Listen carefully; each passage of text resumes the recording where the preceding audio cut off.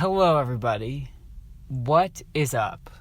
Welcome to this next episode of the Nobody Asked for This podcast. Now, I'm going to be totally honest with you. I have to go to the washroom. It isn't number one. Who decided that that's how we were going to address, saying specifically what type of bathroom incident we needed to do? Number one and number two. What is that about? I don't actually know. It's kind of genius, but I also wonder who decided which one was one and which one was two. You know what I mean? Okay, that was creepy. Okay, so I am recording on an old, you guys know my whole phone history, right? So I've had my phone for about 4 years, and it was about 3 years old when I got it. So we're 7 years in at this point. I bought it used. But I'm recording on this new phone, right? And by new, I mean this phone is I'm just going to tell you, it's an iPhone 6S. It is hot pink. And it was the phone that my family had that was the least broken. So I guess whoever had this before me upgraded just because, and not because they needed a new phone. Now, that wouldn't work for me because I run my phones into the ground. If you look at every past phone that I've had, they are all broken. And I had them all for a while. The shortest I've ever had a phone is 2 years. It's not like I cracked it after a week.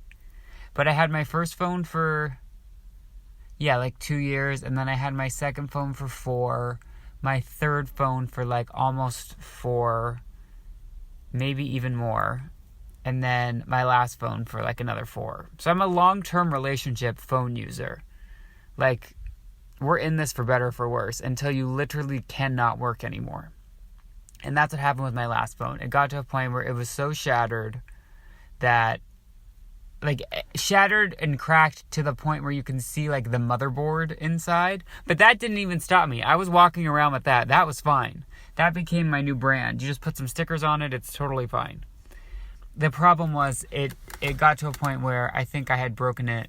I had dropped it one too many times that it literally started it would glitch and restart every 30 seconds. And even that, I was willing to sort of stick through, but it just got to a point where I would be mid-email,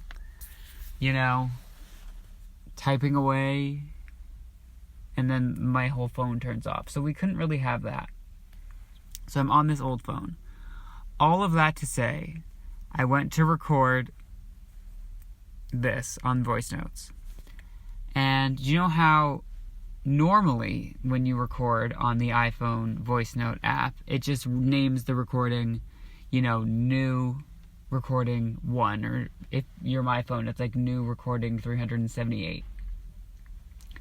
This one has just named the recording the name of the street that I'm on. I'm sorry, what? How creepy is that? That is terrifying. I don't even know what to do with that information. Why is that allowed? Every once in a while, I'm listen, phones, I know you're listening to us, but you're almost too good. At least fake that you're not.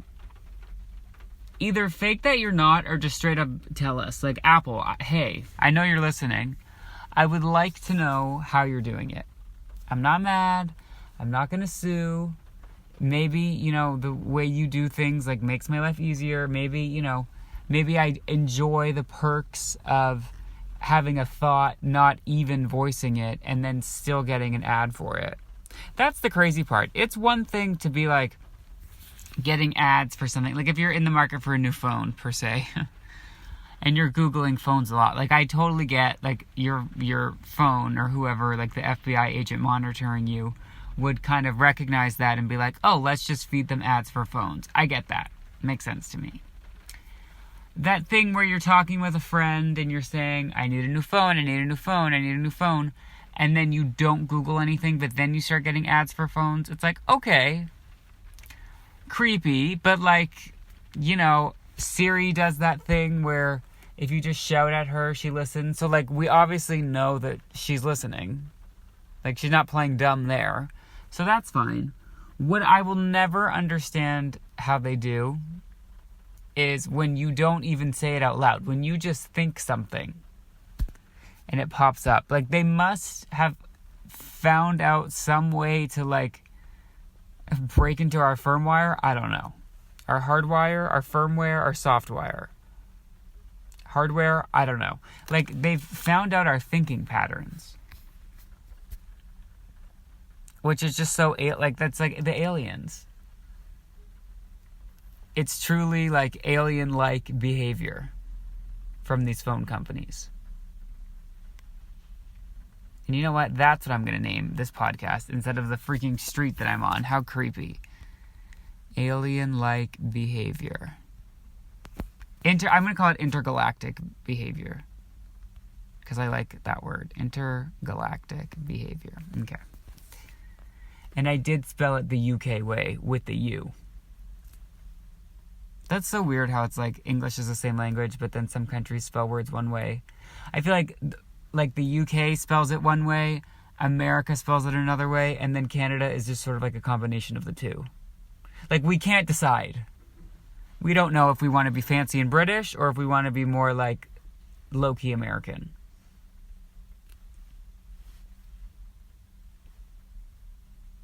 Yeah, anyway. I hope everyone has had just the best week possible. I've had a decent week. You know, I mean, other than the fact that you can see the inside of my phone from the outside. But that was also my own fault. But knock on wood, I've had this new phone for a while now, and it's so far. I don't even think I dropped it once. Now I'm sure I'm about to get out of my car, go into the grocery store, and it's going to shatter everywhere. And then oh shoot, I might have to get a new phone. Although here's the thing with getting a new phone. It is such a, it's a high that doesn't last. Because you buy the new phone, you spend thousands and thousands of dollars. And then it's kind of the same on the inside, you know? There's not much different from what the screen looks like. It's not even worth it. So if you're going to take my advice, just buy the used phone from 4 years ago. Hey, if you want to buy my used phone from now, I'll give it to you for $5.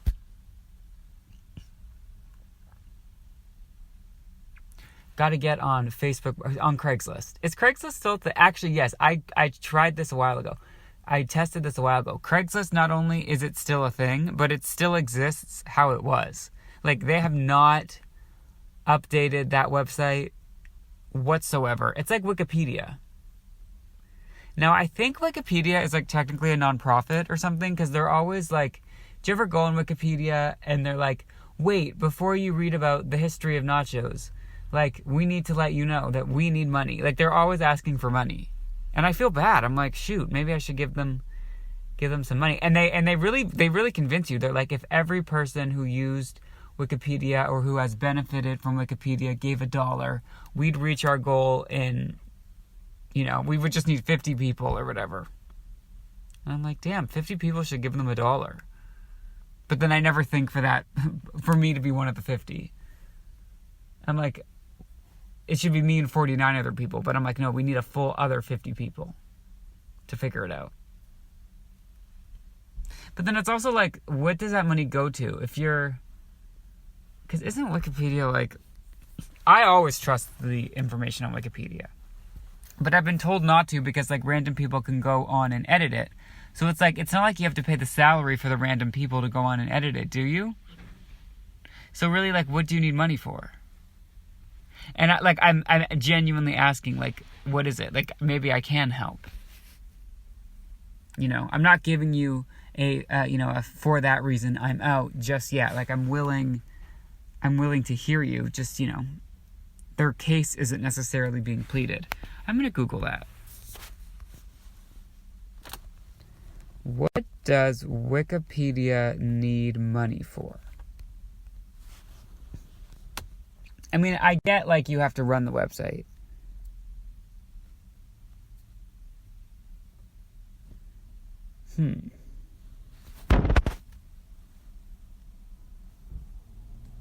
Yeah, okay, I guess there is, like, a cover. There's, like, upkeep. Okay, that's fair. I'm going to give them the benefit of the doubt. Everybody, if you have it in your heart, I know we just got past, the Christmas season, which means two things. Either you've given all your charitable donations for the year, or two, you're, like, out of money. I'm in that second category where it's like, I've spent all my money. There's no money left to be spent. But if we could all reach into our purses and pull out $1 for Wikipedia, for no other reason than the fact that then they can then stop asking and we can get to that information. Like, if you're writing a paper, it takes you at least 0.2 seconds to click that X button when it's asking for money. So if we all just give $1, we will write our papers faster because we'll be getting the plagiarism information from Wikipedia without having to go through the 1 second process of clicking, no, I don't want to give you money. So, there's that. I still really have to go to the bathroom. Do you know how you can kind of, like, distract yourself a little bit and, like, forget that you're about to pee your pants? This isn't one of those times, unfortunately. But I am going to Google before I go. Why? I'm going to see if my phone can understand what I mean. I'm sure it does. Why is it called number 1 and number 2? Let's see.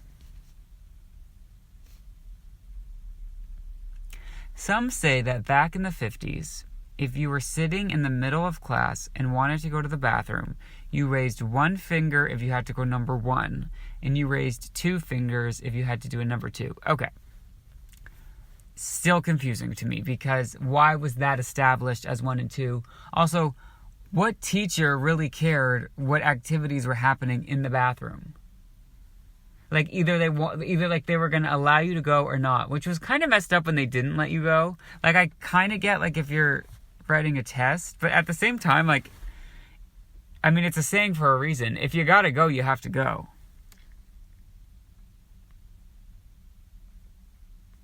Yeah, I'm still not getting a clear answer. But that's wild that you had to announce to your class, everybody, I got it.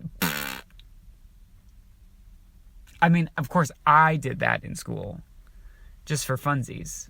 But I didn't need to do finger motions to portray that. I just said it out loud. That's quite odd. And, like, let's get real. Like, what if you had to do, like, you know, like what if you had diarrhea? I guess that falls under the category of number 2. Like, it's not number 3. Yeah, I don't know. That was confusing to me. But most stuff is. I would like to introduce a new segment just before I go here called Bald Spot Watch. Now, I have this bald patch that is developing on my head. And I don't really care, to be honest. I don't know why, I just don't. But I do kind of love that it's starting in January, because I feel like I can go through, like, on the start of each quarter, I could do, like, a check-in with it and see, like, where we're at. So, obviously, this is not a video podcast, because I'm someone who gets bald spots, so why would I want to put that out there?